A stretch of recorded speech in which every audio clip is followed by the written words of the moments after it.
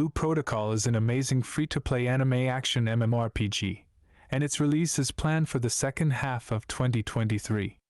The developer of the game is Bandai Namco, a company from Japan that is well known for a line of great games like Tekken, Pac-Man, Super Smash Bros., Dark Souls, and the best game of the previous year in collaboration with From Software, Elden Ring.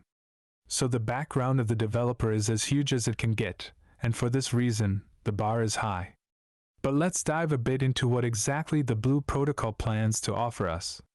As I already stated, this is an action MMORPG based on an anime-driven story and graphics. We can safely assume that the game took inspiration from Genshin Impact, of course.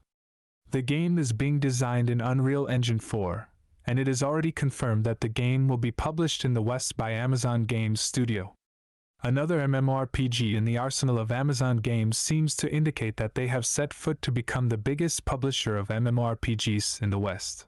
Blue Protocol, even if at first glance it seems and feels like an open-world game, isn't. It is an instance-based game, with zones being separated by loading screens like Lost Ark does.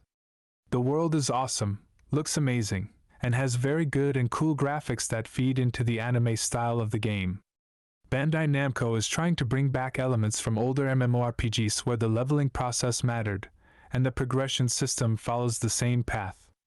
The leveling experience is slow, and the mobs are designed to be a challenge for the player, and not just a filler for the leveling process. Combat is action-based, and because PvE is challenging, a huge part of it is the dodge system with dodge rolling animation and a frame, and we need to think carefully about the skills we will use when we engage an enemy because many of those skills have animation lock. We will be able to play 5 classes at the release, and because they have unique names, I will explain them a bit. One of the classes is called Blade Warden, which is your typical tank. A melee knight class that has powerful crowd control and tanking abilities. It can block incoming attacks with its shield, consuming the shield gauge. If the shield gauge reaches 0, then all shield-utilizing skills will be temporarily disabled. Next, we have the Keen Strider, which is a ranger that uses a bow as a weapon, but in this game, this class will also be the healer. Then Twin Striker is a warrior class that can wield 2 battle axes. After we have the Spellweaver, which is the mage class in the game and uses fire, ice, or lightning as elements. And last is Foe Breaker, which is a melee warrior who wields a big 2-handed hammer as a weapon. The weapon is unique in that it can also charge ranged attacks. This class can be used as a sub-tank by preventing enemy movement, slowing them down, or drawing them in closer. We can create a character as we want via character customization at the start. The game will provide things like dungeons, instances, towers, rush battles, and bosses located in instances. For everyone that didn't play Lost Ark, Tower is an instance where you climb floors, complete objectives, and every 10 levels, it will have boss fights. Rush Battle will be a wave-clearing instance in which we will be able to compete with other players as well. All of those things are the end game of the game, as we've seen until now, and they are being gated by our gear score and not our level.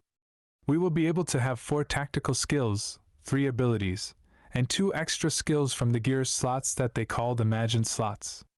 The gear in this game is the weapon we will wield, which is the biggest power spike we can have when we upgrade it, and we can upgrade it every 10 levels.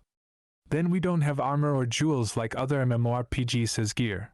We have 7 imagined slots. 5 of those are used as passive stats, and 2 combined stats with an active skill you can use.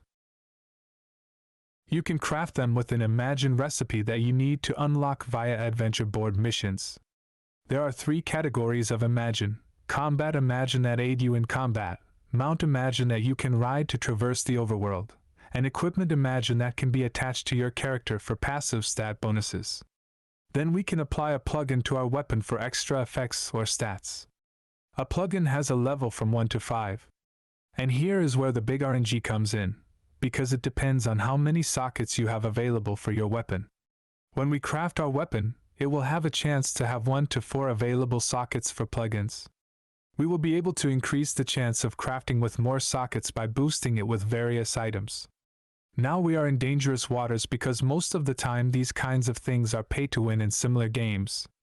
So we will need to farm and recraft our weapon until we have the 4-socket one.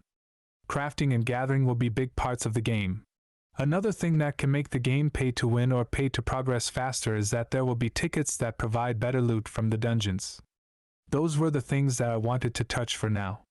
We haven't seen how the end game will work exactly because the closed beta that took place in Japan was only until a certain point.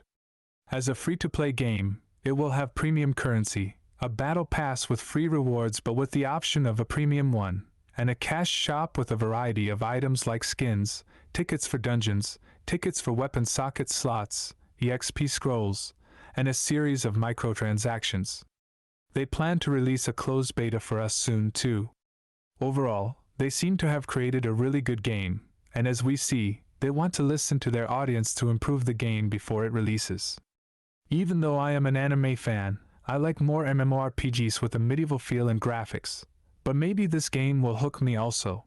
So we have another amazing MMORPG lineup for this year, and I am hyped about it. Let me know in the comments what you think about the game, and what we can expect from it. If you liked the video, click the like button, and if you want to support the channel, click the subscribe button with the bell activated to get a notification when a new video comes. Thank you very much. I hope you had a great time, and I'll see you again in the next one.